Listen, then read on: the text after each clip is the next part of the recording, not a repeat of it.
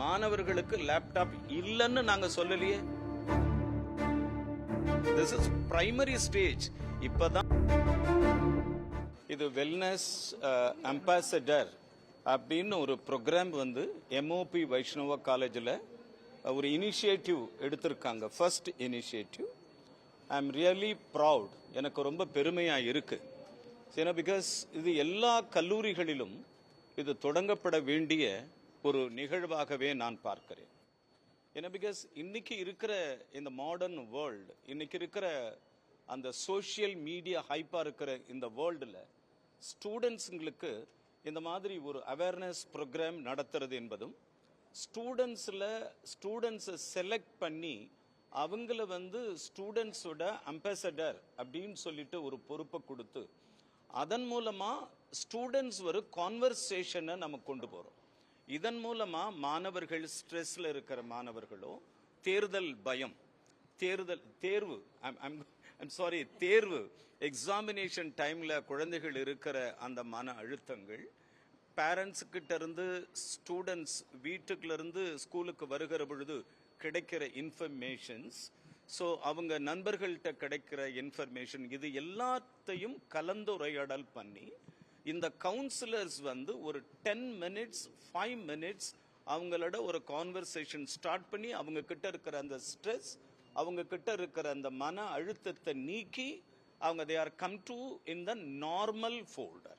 அவங்க ஸ்கூலுக்கு கல்லூரிக்கு வந்து தேர்வு எழுதி அந்த மன அழுத்தம், மன அச்சம், மன கவலையிலிருந்து விடுபடுவதற்காக வெல்னஸ் அம்பாசடர் என்கிற ஒரு ப்ரோக்ராமை கொண்டு வந்திருக்கிற எம்ஓபி வைஷ்ணவா கல்லூரிக்கு என்னுடைய நெஞ்சார்ந்த வாழ்த்துக்களை தெரிவிப்பதற்காக நான் வந்திருக்கிறேன்.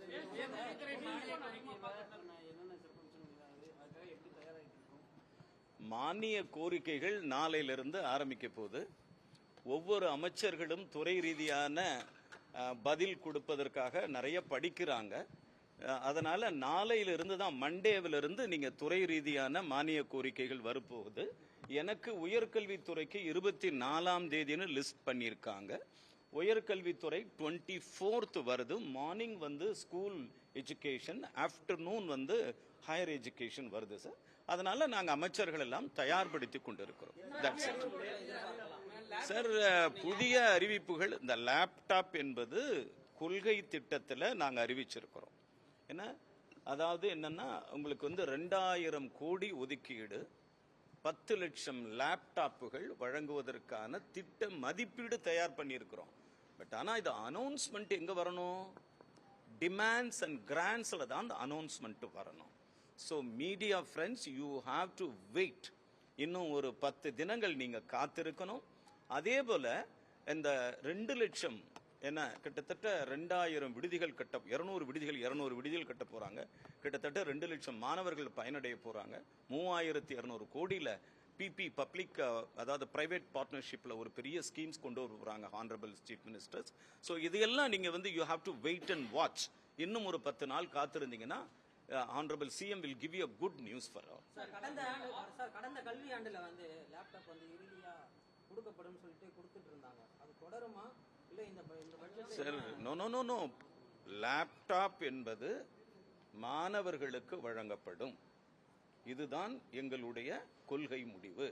மாணவர்களுக்கு லேப்டாப் இல்லைன்னு நாங்க சொல்லலையே, கொடுக்கத்தான் போறோம். ஆனா கடந்த ஆண்டுக்கும் இந்த ஆண்டுக்கும் அந்த கொள்முதலில் வித்தியாசப்படுது. என்னன்னா, ரேட் வந்து 25ல இருந்த ரேட்டு இன்னைக்கு மார்க்கெட்ல ரேட் அதிகமா இருக்குது. அதே மாதிரி இந்த கான்ஃபிகரேஷன்ஸ், அதாவது முன்ன இருந்ததை விட இப்போ அட்வான்ஸ் பண்ண போறோம் நாங்க. இது 2. 3வது கொள்முதல். நிறைய கிடைக்கிறதுல கொஞ்சம் பிரச்சனைகள் இருக்கு. So we are sort out very soon in this laptop issues.